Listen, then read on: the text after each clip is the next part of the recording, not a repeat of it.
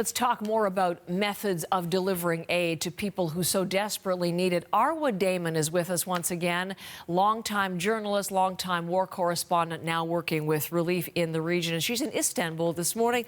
Arwa, so great to have you back. Thank you for joining our program again.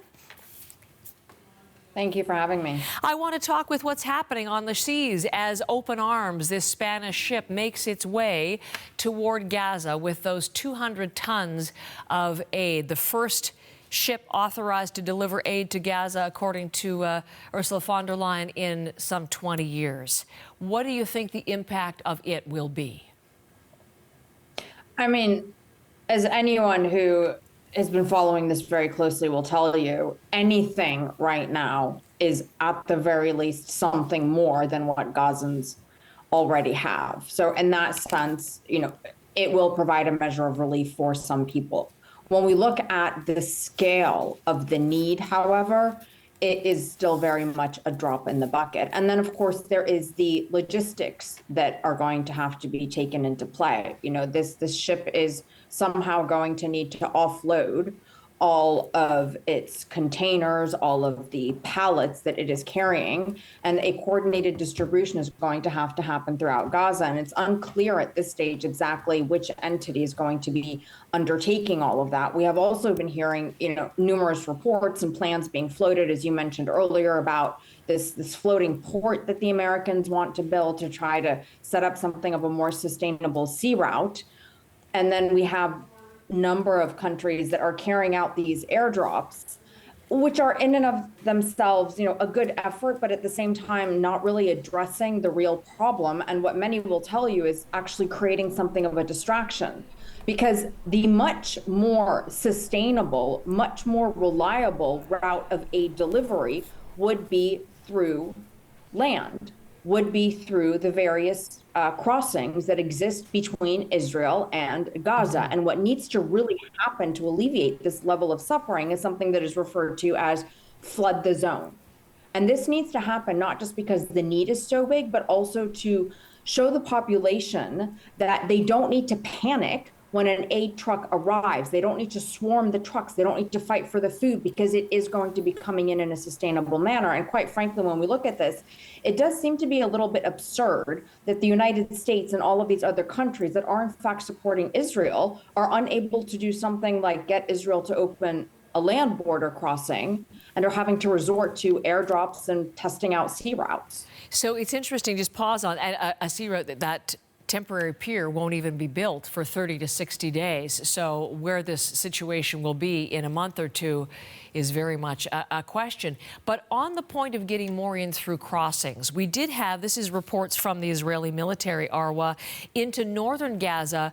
How it worked, again, this is according to the Israeli military, is they checked in an aid truck at the Kerem Shalom crossing, and then they gave it to the World Food Program, which distributed aid in the north. So they went through the 96th gate, which you will understand so much better than I do. There's right now Rafah and Kerem Shalom, which are the two crossings that have been opened. So this is a whole other gate, the 96th gate, and they got food into the north for the first time since February the 20th. A pilot project, but do you see that as being encouraging?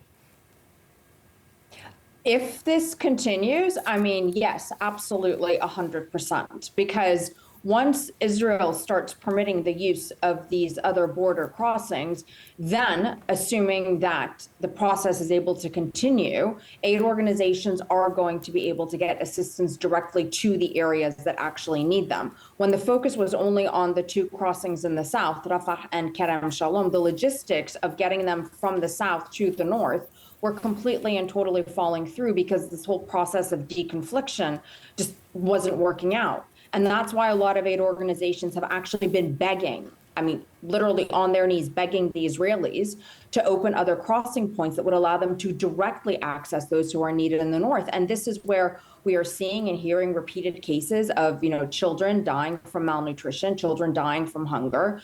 We know that the rates are increasing exponentially to the degree that no aid organization or professional has ever seen in their career, at least not in the last few decades. And so the situation is obviously extraordinarily dire, and we are seeing these, you know, moves being made to try to alleviate some of this, but one needs to also remember that whomever is putting pressure on the Israelis to allow this to take place needs to continue with that pressure, because what we've seen in the past is a little bit of a trickle in from something to appease, some of Israel's allies, and then the whole process gets dialed back.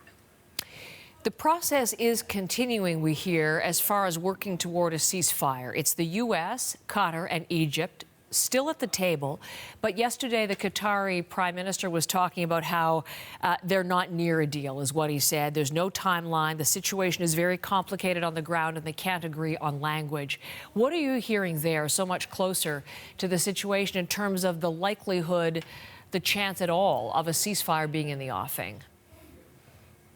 I mean, all parties are still discussing, all parties say that they're still trying, but there's a number of, key sticking points that both Hamas and Israel are not budging on. Hamas wants something of a more permanent ceasefire, or at least more of a guarantee that this would be long lasting. That's obviously a red line for Israel, because they view any sort of a permanent ceasefire as something of a win for Hamas, or that Hamas would somehow be able to regain the capability to carry out an attack like it did on October 7th. Hamas also wants Israel to fully withdraw from the Gaza Strip, whereas the Israeli side wants to be able to keep troops strategically positioned in certain areas. And then there is some debate over the actual mechanisms of the release of the hostages and whether or not IDF Israeli soldiers would be included in that as well. So at this stage, based on what we're hearing, it seems as if there's a lot of very key sticking points that neither side is willing to budge on.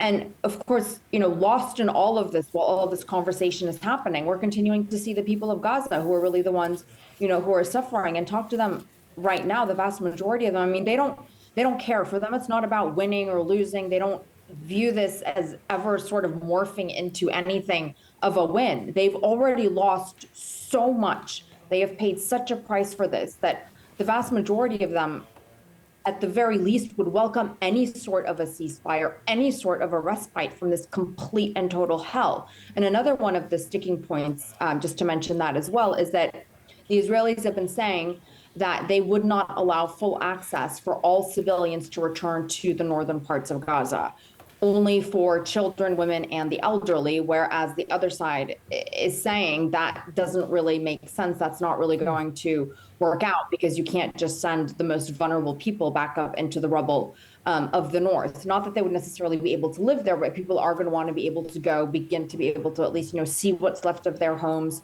So many thousands of people remain missing, presumed to be buried underneath the rubble. But again, it goes back to this whole, notion of these are very, very key points that go beyond just, both sides not being able to agree on rhetoric. Arwa, thanks as always for your perspective from the region there in Istanbul. Arwa Camon.